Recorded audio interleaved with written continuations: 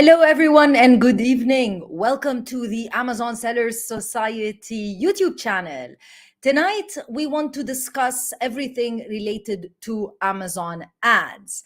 Ads is a very important part of selling and succeeding on Amazon.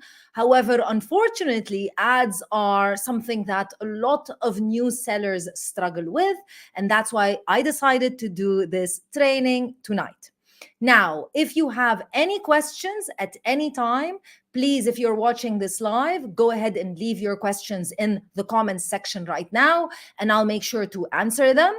If you're watching this as a replay and you're not live, make sure that you leave your questions again in the comments. We'll try to reply to them, or we'll reply to them in another sessions. Now, let's get started immediately and let's talk about Amazon ads. One thing to understand about advertising is not just a part of selling on Amazon. It is an integral part of your success on Amazon. However, in order to succeed with ads, you also need to understand how customers purchase products on Amazon. So before we dive into the strategies about ads, which I have already prepared for you, let's take a step back and let's talk about how customers actually purchase your products on Amazon, because that is a very important part of your success. So we call this the AES formula, AES. And A stands for attract, not Amazon. Maybe you thought it stands for Amazon, but actually A stands for attract. And this is exactly the journey, the three-step journey of how customers will purchase your product. Attract basically is the most important thing. It means you need to attract the customer. Attracting the customer means that your product needs to be on the first page. And this is where Amazon ads can help you, because if you advertise correctly, products can appear wherever you want them to appear. So advertising on the first page, getting your product visible on the first page, having an attractive product. Now, remember, we're selling on Amazon. What does it basically mean for your product to be attractive? Meaning the main image needs to be attractive. Second, you need to have an attractive price. Third, you need to have attractive reviews. By the way, I've put them in chronological or from most, I don't know if chronological is the right word, but I've put them in order of the most important to the least important, even though reviews are very important. So what I mean by that is, yes, according to Amazon customer data, the most important thing is your image. Imagine. The second most important thing is the product price, and then it's the reviews. So images are very important. You need to remember that when you're selling on Amazon, you're selling in a marketplace, and very much similar to a supermarket. In a marketplace, there are other sellers. So you need to try to stand out. Hence, you need to be attractive. Now, as you know, if you're already selling on Amazon, there are multiple types of ads that you can utilize in order to become more attractive. There are sponsored product ads, sponsored brand ads, sponsored display ads. However, most of you here are new to selling on Amazon, and probably most of you are not brand registered yet. Hence why most sellers rely on sponsored product ads. Sponsored brand ads and sponsored display ads are wonderful. However, they do require a little bit more skill when it comes to you as a seller. Hence why sponsored product ads are the main types of ads that everyone tends to focus on, and they're absolutely fine. The second part of the attract formula is educate. Remember, we're attracting a customer, and at the end of the day, what we want the customer to do is to click on our product page. We want them to come into our product page, where we'll be able to move to step number 2, which is educate them. What does it mean? Don't think that by simply showing your product on your first page, automatically you're going to get a sale. That's not how it works in real life. And that's not how it works on Amazon or in e-commerce. We still need to educate the customer when they come to our product page as to why they should buy our product. Even if you're selling a very simple product, you still need to get the customer excited. So you want to show them what problem your product solves. Remember, customers buy products that solve their problems. That's what we're all looking for. Even if we're just buying coffee from Amazon, we want to make sure that it solves our problem. Maybe our problem is we want to wake up with a great cup of coffee. We should highlight why they should buy your product in a sea of so many different competitors. But also, you need to highlight why they should not be buying your product. Because remember, sometimes if you don't explain your product clearly, and that's for anyone that is experiencing a very high level of returns, let me know in the comments if this is something that you are experiencing. So if you are experiencing a high level of returns, or if you want to avoid experiencing a high level of returns, you need to clarify what your product is so that people don't end up buying it thinking that it's something and then it turns out to be something else. They're not going to be happy and they're going to return your product, which is something that we want to avoid. So it needs to be clear. If this is not the right product for them, they should leave. They should not buy it. After we have educated them, the last golden part of the formula, the S part of the formula, is sell. That's when we are able to sell. How are we able to sell? Very clearly, a great product plus a great price plus great reviews. That's the golden formula. It starts with a great product, a great looking product, great price, great reviews equals confidence. Confidence equals buy now. That's exactly what the formula is all about. However, it starts with attracting. And remember, Amazon ads, since this is a webinar related to ads and not just Amazon in general, Amazon ads only has one part of the formula, and it's the attract. So if you think ads are going to do everything for you, you are mistaken. Ads is what's going to get customers to find your product, and it's going to attract customers to you. But you have to do everything else. You have to educate them properly, and you have to motivate them and provide them the confidence so that they can purchase your product or you can sell. But it's ads that's going to kickstart the whole formula.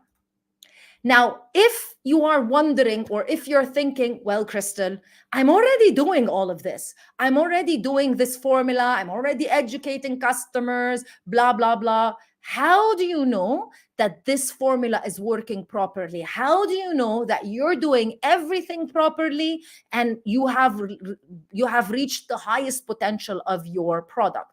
Well, quite simply, you're selling. If you're selling at the level where you are happy and you think that the product level is correct, your BSR for the subcategory is 1 or 2, and you're at a level where you are, at a proper level of the market, then the formula is working perfectly. But if that's not the case, and I know for most of you, you're always looking to be better. If that's not the case, then let's move on and let's talk a little bit about ads. One thing to remember about ads is when we're talking about sales, it's not just about sales, because probably, and let me know if this has happened to you. In the beginning, you get started with getting a lot of sales and you're happy, but then later on you realize that even though you're making sales, you're not making enough profit.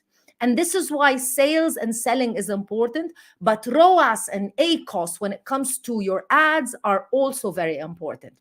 Now, ROAS is a little bit of, I would say, more advanced metric. So I'm going to leave it for some future webinars. Right now, I want to focus on the basics because the basics are very important.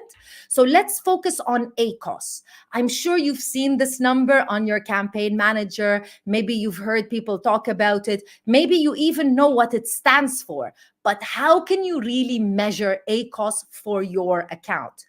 So ACost generally stands for advertising cost of sale, meaning what is the percentage that you're spending on ads for every sale that you are making? Now, that sale is coming from an ad as well.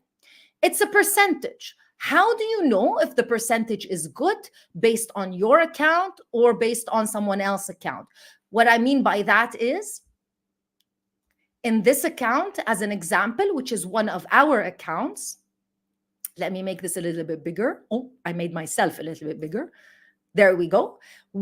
Since this is 6 months worth of data, from January 2024 to June 2024, we've sold from ads 300,000 dirhams. We spent 28,000 dirhams on ads, and our ACost was 9%.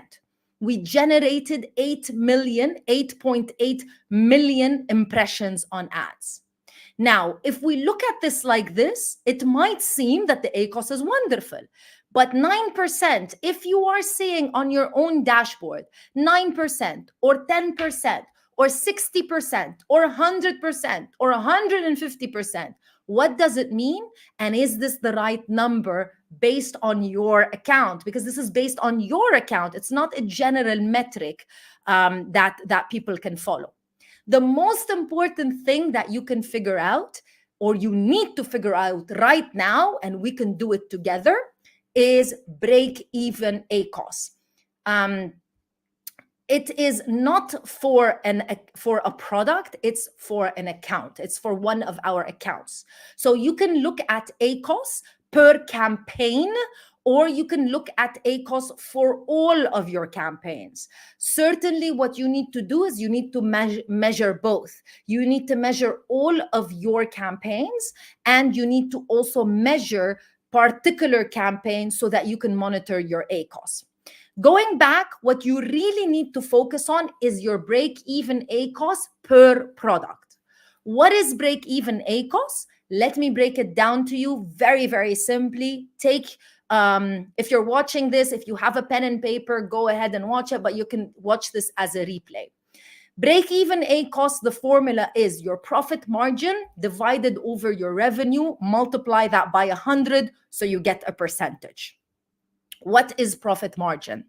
Profit margin is how much money you make per product that you sell. As an example, let's say you are selling a product and your selling price is 50 dirhams. What is the cost of your product? Now, in this case, the cost is not just the cost of the product, of you manufacturing the product in China, as an example, and shipping it over to the Amazon warehouse. The cost also includes your selling fees, how much referral fee you pay, what is your FBA fee if you are selling it on FBA, and any other miscellaneous fees related to the product. So what is the cost of selling the product?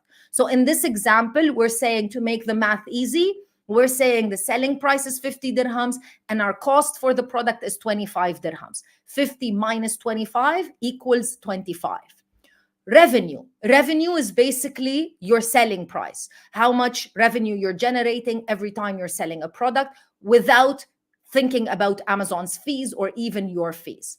So profit margin, that's 25 divided over 50, multiply that by 100. So the break-even ACost of this product, which I'm using as an example, whatever product it is 50%, which basically means if your ad spend for that particular product is 50%, then you're breaking even. You're not making any money, but you're breaking even. The lower your ACost, the lower from 50%, it means you are making money.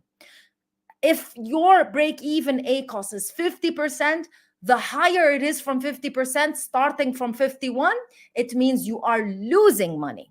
Now, imagine if your break-even ACost is 50% and you are and you have an ACost of 9%, then you would be very happy. But if you didn't know those metrics, then you don't really know if 9% is good or if 9% is bad. So it's very important for you to know this data. And ACost works for every single type of ad campaign. And there are no profit. Which type product get profitable? Okay, this is an ads webinar, ESMS solution. So we're talking about ads here. There are no certain type of ad campaigns that have lower ACost. Yes, of course, the strategies do change, but we're talking here general. This is a very important metric for you to measure. Now, with that being said, let's do quick tips related to ads. Yeah? First and foremost, if you have an ad campaign running, unless you have a particular strategy, so sometimes for one of our strategies, we are okay with the budget running out because we don't want to spend any more money. But ideally, if you have a good campaign, specifically if a campaign is up to or lower than your break-even ACost, you don't want it to run out of budget. Because if a campaign runs out of budget, then what will end up happening is, see, this is just like idea what it's going to look like in your campaign manager is going to show out of budget. It basically means that the campaign will stop working. And if your campaign stops working, then you're not advertising anymore. So ideally, you don't want your ads to run out of budget, your campaign. But at the same time, if you increase the money you are spending on your campaigns, you might be running over your break-even ACost. So what can you do in this case? Quite simply, the best thing that you can do is to create a budget rule. And this is a budget rule that you can create for all of your campaign types, no matter what type of campaign, if you're creating a manual campaign or an auto campaign. You go into the settings of your campaign, you click on budget rules, and ideally you want your budget rule to be related to the performance. So here you can tell the budget rule, if your campaign, for example, has a high ROAS, it has a ROAS of 4 or 3, depending on what you want to do, then you want to keep the campaign running. So you want to increase the budget by 50%. That way you make sure that your campaign doesn't run out of budget as long as you have good results for your campaign, meaning the campaign is doing well. Second, fix your main image. Now, you might be wondering, like, hold on, this is a webinar related to ads. However, fix your main image is very, very important because as you noticed in the beginning, we started with attracting the customer. And part of the attraction is getting a good CTR, and CTR means click-through rate. So fixing your main image makes a very, very big difference. Look at your main image, look at it compared to everyone else that's selling on Amazon. So as an example, these are two products. They are the same exact product category. I don't really know what Manuka oil is, but they are Manuka oil. And as you can see, you've got two different types of main images. I don't need to tell you which one is better. I think it's very obvious which one is better. The better your main image, the more attractive you are, the higher your click-through rate, and the lower your bidding is going to be, specifically if you use the bid down only strategy. And finally, you need to negate your keywords. I see so many people not understanding what this is and how it works, but this is the most simplest ever thing that you can do. We do it on a weekly basis. So all of our ads managers that manage our clients, they do negation once per week, religiously, no matter what happens. Negation is very, very simple. It takes a little bit of time, not that much, depending on what the strategy for the campaign is. You simply go into the ad group and then you go into the search terms and you can negate the keywords for both manual as well as automatic campaigns. The concept is you need to look at the keywords because this is an auto campaign as an example. You need to look at the keywords and the products that the auto campaign is also targeting and see how much you're spending, how many clicks, see basically what is the, if the keyword or the product is relevant, because a lot of times they are not, and just simply remove them if they are not proper. Even if it's not spending a lot of money, it's better if you remove it, so Amazon will understand not to generate more of those types of keywords or those types of products. And it's just general upkeep that needs to be done. Dilip, hey Dilip. So the sales shown in Ad Manager. So Dilip, let's go back to the slide that Dilip is referring to. The sales shown in Ads Manager is only the sales that I'm getting through ads, not my total sales for that particular product. Am I right? You are 100% right. Campaign Manager is just for ads. Your total sales, you can see them in your business report. So the idea is you should always log into your business report so that you can see your total sales for a certain time period. You go back to your campaign manager and you see the sales that were generated from ads for the same time period. You basically subtract that from that, and then you can know how much you generated via ads and how much you generated organically. Now, I don't want to go into a lot of details because, as you know, Dilip, and a lot of people that are watching this, obviously ads also support your overall sales, just like we said earlier, because they are part of the attract formula. So they do support your overall sales. However, it's just easier to just look at them as two separate metrics. So negate keywords, again, this is something that is general upkeep, such a simple thing, and you should be doing it at least once per week. Just assign 1 day per week. Don't do it haphazardly. Assign 1 day per week so that you can negate your keywords. And that's basically it. Ads are very, very important. We'd love to keep teaching you more and more about ads. If you think this is valuable information, all I want you to do is to thumbs up this live, leave me a comment so that I know that you like it, and then we'll provide you some further information about ads. I know a lot of you are at a level where you're just starting out your business, so you might think this is a little bit complicated for you, but at the end of the day, it's not just about starting, it's about the whole journey, and Dilip certainly knows that. Thank you, everyone, and thank you so much for spending your evening with me, and I hope to see you soon. Bye.